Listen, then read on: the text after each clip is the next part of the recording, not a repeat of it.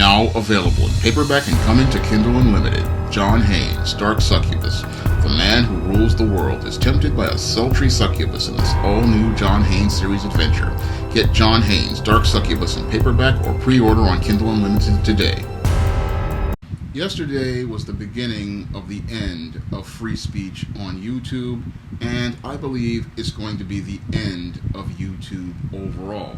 Now, the end of free speech started when this journalist from Vox, Carlos Maza, got upset because a YouTuber named Steven Crowder made fun of him, and because this journalist couldn't take the criticisms that Steven Crowder was making against him, this is what led to YouTube reacting by deciding to create a campaign to tackle so-called hate, which many are now calling the Vox Adpocalypse. And with this Vox Adpocalypse, we saw thousands of YouTubers get their channels demonetized and thousands more getting their channels almost taken off of YouTube and completely deleted. And with this campaign to go against so-called hate speech, YouTube has gone against our United States Constitution. Because under our United States Constitution, we're supposed to have the right to freedom of speech and freedom of expression. And that right has been violated by YouTube, all because YouTube's management doesn't agree with many of the viewpoints of content providers who want to present a differing opinion than one group of YouTubers that are on the opposing side. And with that bias towards that group of YouTubers, YouTube no longer has any more credibility as a platform, because this campaign to go against so-called hate now shows that YouTube has been compromised and is no longer a platform where people can broadcast themselves, and it's all about pushing a narrative that fits a certain political and social agenda. And when I look at the reaction by YouTube's management, it clearly shows that they are extremely unprofessional, because they have not only compromised the mission of YouTube, but they've also shown that they just don't understand the business of social media. And because if they understood the business of social media, they would not have reacted to the whole Carlos Maza incident with Steven Crowder by going out here and demonetizing thousands of people and taking away their channels. They would have responded by taking a critical examination of the incident in a constructive manner. But instead of taking that critical examination of things as related to this incident on a case-by-case basis, they decided to give into emotions instead of working on the facts of the case. And once they went in based on emotions and made an effort to go out here and silence thousands of YouTubers and destroy their ability to make a living, they destroyed the entire credibility of the YouTube platform. Because at this point, the YouTube platform is no longer viable for everyday Americans and people all over the world. And the reason why it is no longer viable is because people can no longer broadcast themselves, and they can no longer express themselves without the fear of their content being censored through false flagging campaigns or having their content removed because of this so-called algorithm. Now, I believe that this so-called algorithm is actually something based on the feelings of these executives at YouTube, and many of these people being in their feelings about having to deal with differences of opinion. And if you're going to be in the business of having to broadcast different content all over the world, then I have to say this to all of these people. You have to develop a thick skin. Now, I've been a publisher for 10 years, and I've been a writer for over 25 years, and I had to develop a very thick skin in those 25 years. And as I was posting blogs on my website, Shawn James Black Freelance Writer, I often wrote many controversial blogs like Why 70% of Black Women Are Single, Why Real Men Avoid Single Mothers, and numerous blogs which talked about many issues that many people would consider controversial. And while I was rebutted in my comment section and I had to deal with things like ad hominem attacks, I never once wanted to censor anyone for having their opinions. And oftentimes in my comment section for years, I let people go on making their statements in that comment section, no matter how inflammatory they were. And just like in the case of your Carlos Maza, I had numerous people making critical statements on their own websites regarding my blogs, and I didn't get upset about those people making those criticisms. In fact, I just accepted it as part of the business, because when you are in the business of journalism or in the business of publishing or the arts, you have to understand that once you place an opinion out there, once you place a viewpoint out there, and once you even place yourself out there, you leave yourself open to criticism, and that criticism can be positive or it can be negative. And you have to have the discipline and the resolve to take that constructive criticism when people are giving you that criticism. And when I look at this Carlos Maza, he clearly is not fit for the job that he took at Vox, because if he were fit for the job at Vox, he would know that when it comes down to the business of journalism, you are going to have to be having a thick skin, because once you place content online, you're going to have to take the slings and arrows that come with that content you presented. You cannot present a point to people and not be prepared to take the counterpoint. And when I look at this Carlos Maza, he clearly is an individual who is not prepared to take the counterpoint, and he should not have been working at Vox. And when it came down to YouTube, it's clear to me that there are several people working there, especially in their executive positions, who shouldn't be working there as well, because as a broadcaster or a platform, it needs to understand the importance of the First Amendment, the importance of free speech, and the importance of free speech even as related to their business model. Because if you're going to create an open platform that tells people they can broadcast themselves, then you have to have protections if people have to deal with things like disagreements and differences of opinion. Because when it comes down to differences of opinion, they are going to be out there, because that's a component of free speech. Because free speech isn't about protecting the speech that you do like, it's about protecting the other person's right to make the speech that you don't like.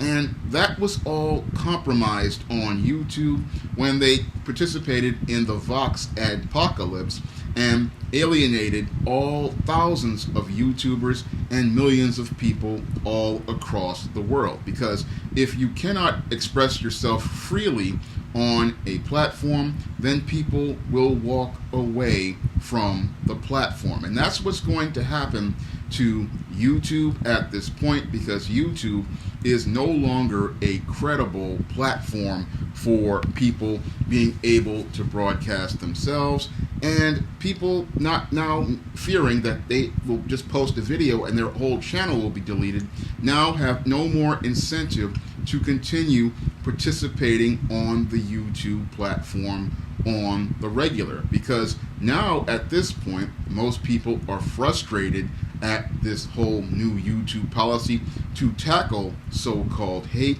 And most people are looking at it as not a policy to tackle so-called hate and changing the policies to tackle so-called hate.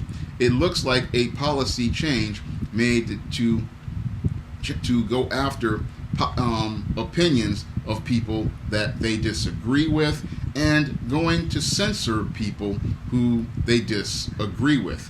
And when I look at the timing of this, it's very troubling, because as we get closer to the 2020 presidential election, it's very odd that YouTube has gone out of its way to change its policies now that we are getting closer to that 2020 election. And it looks like they believe that President Donald Trump got in because of YouTubers, and that's anything that is so far from the case.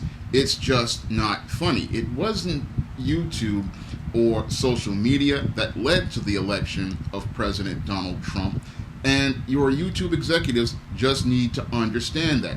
They are upset because they believe that Donald Trump got elected as a result of YouTubers using social media as a grassroots campaign. But in actuality, most people aren't taking a critical look at your Barack Obama and his failed policies and his disconnect from people, or many of the other approaches. And they're thinking that by censoring the opposing viewpoints of YouTubers, they will go out here and try to persuade people into changing their vote. And I'm sorry, I don't believe that's going to happen, because I don't believe social media is that influential. If anything, all it's going to do is lead to the complete collapse of the YouTube platform, because at this point, the YouTube platform is no longer a viable place for people to express themselves. And I believe that Google at this point has destroyed YouTube as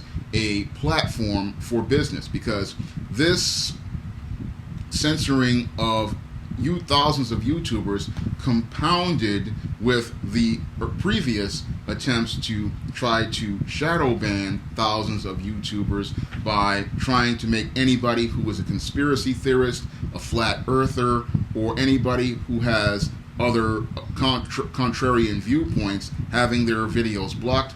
This cost Google $70 billion just in the first quarter of this year. So their previous attempts to censor people has cost YouTube $70 billion.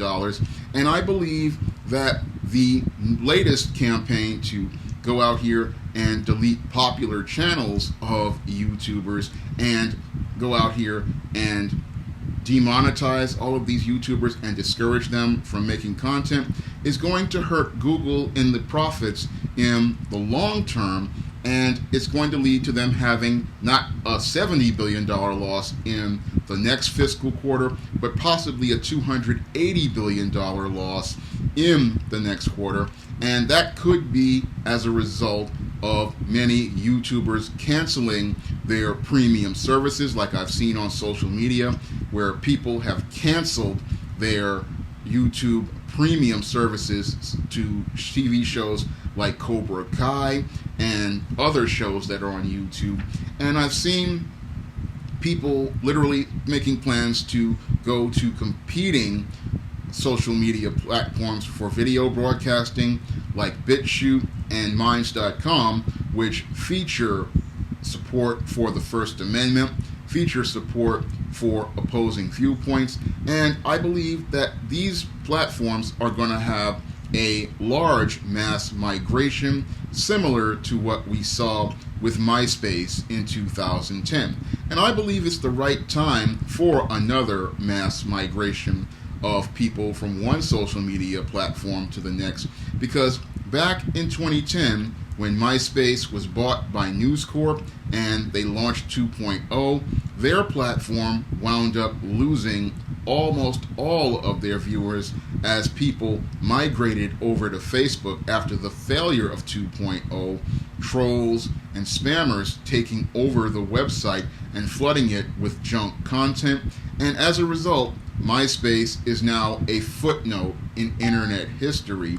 And because MySpace didn't do a good job of protecting its content. That's why, again, it's a forgotten website, just like AOL and Yahoo are forgotten websites that were once towering icons in Silicon Valley, because I remember when Yahoo back in the early 2000s was the #1 search engine, and right now that position is in Google's hands, and Google has been the #1 search engine for almost 10 years now, and it's looking like the cycle is getting ready to happen once again, because now that people know that they cannot trust either Google or YouTube, there is going to be, I believe, another great migration from people to DuckDuckGo as a search engine, because it does not go out here and track people.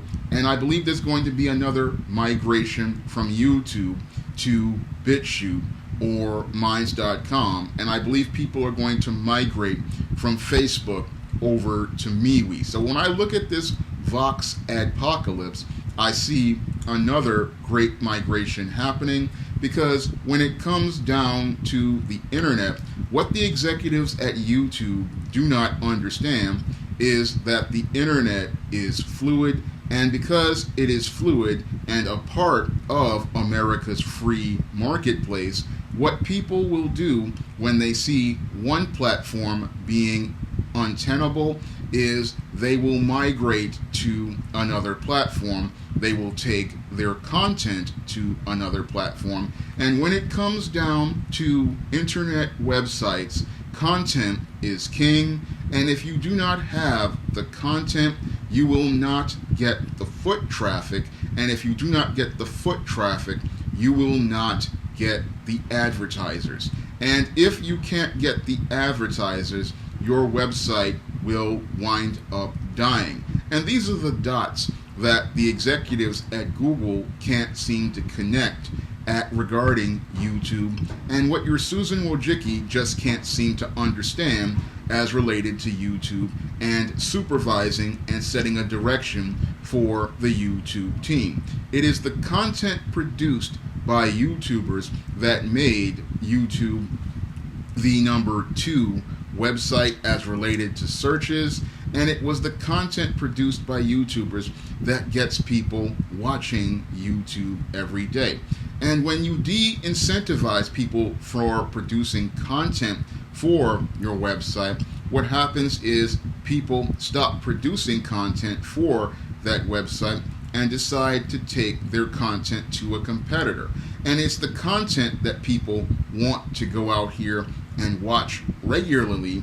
And when you take the people see that their content is not on that site, they go to the other sites where that content is. So trying to appease your Carlos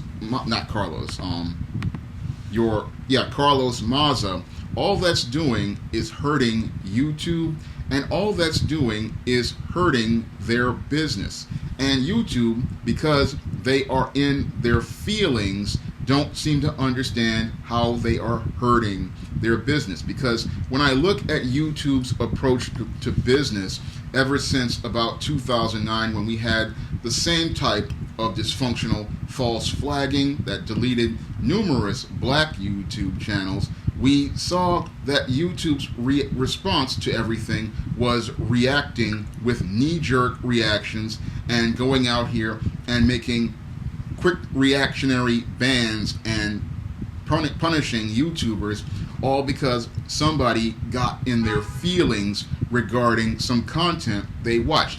When it is up to the individual to go out, choose to click on that YouTuber's video, and if you choose to click on that YouTuber's video, you have to accept responsibility for what you are watching. And if you disagree with the viewpoints someone is presenting on their channel, again, there is a red X on the right hand side of your PC and the left hand side of your Mac, and there's an X on your phone, and you can click out of that channel's content, and if you have subscribed to that content, you can unsubscribe to that content. But many of these dysfunctional individuals who get butthurt when they hear differing opinions, it seems like they can't seem to learn how to operate a computer or a cell phone. And instead of YouTube's executives and management explaining to people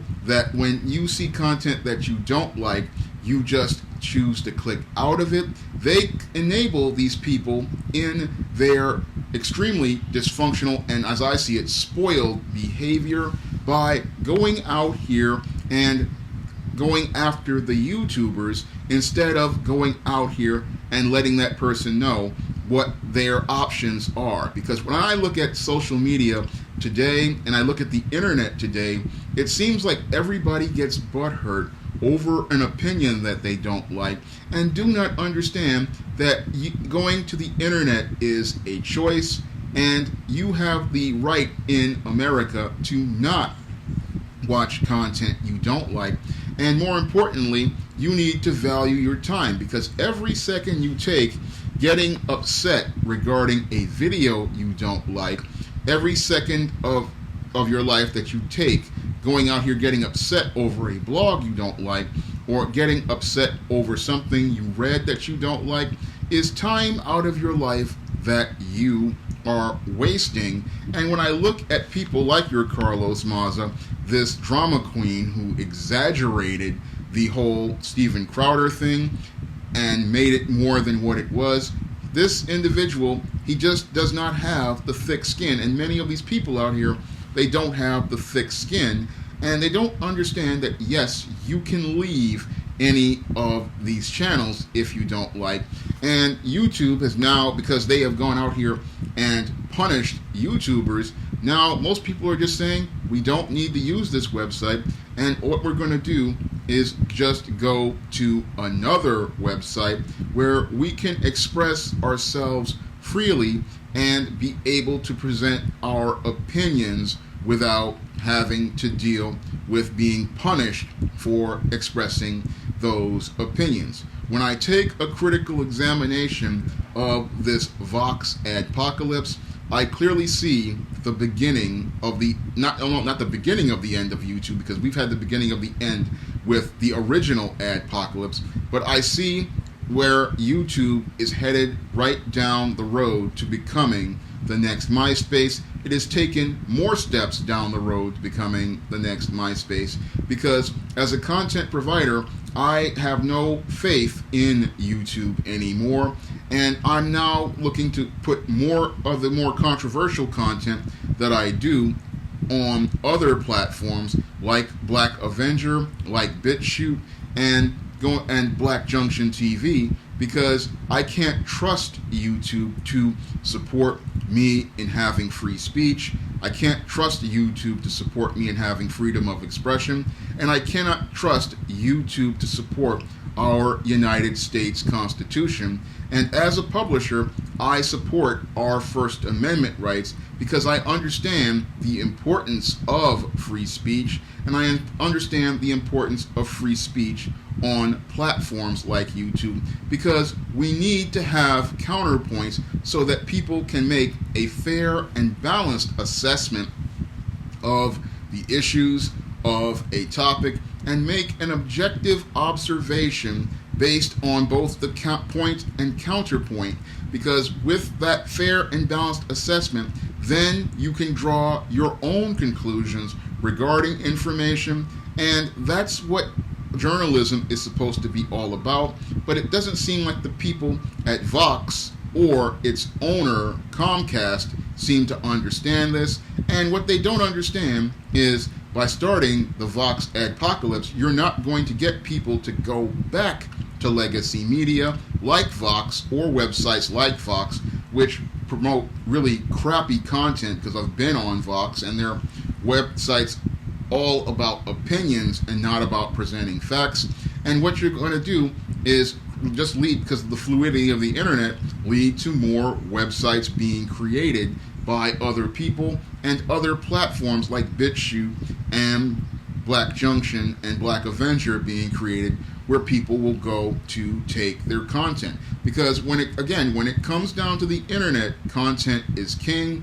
And what YouTube believes is that they are going to be the king of content, because they are a popular host, but what they don't understand, if it wasn't for the content, you wouldn't be popular in the first place. And if the content leaves your website and all you've done is start the road to people taking their content off your website, what's going to happen is your website is going to become a ghost town, just like MySpace became a ghost town, because without the content, you don't become a popular website, and you don't become the type of website that you're so afraid of alienating advertisers with, because without that content, you don't get the advertisers to begin with. And again, your YouTube's executives, Sujin Wojcicki and many others, don't seem to understand this fact as related to business. And because they don't seem to understand that fact as related to business, I have a feeling that Google and YouTube will be going out of business sooner rather than later. I don't know how long I'm going to be on this channel, but if you want to help me support me making more videos, you can donate to my Patreon or my PayPal. And if you want to help me out, you can support my books on the SJS Direct imprint by picking them up in paperback and ebook on Amazon.com. That's all I have to say for this video. You can comment, rate, and subscribe. Now available in paperback and Kindle Unlimited, Esteemed Goddess of. Hell's aspiring angel takes on a demonic dominatrix in this action-packed all-new Esteemed series adventure. Get Esteemed Goddess of in paperback and Kindle Unlimited today.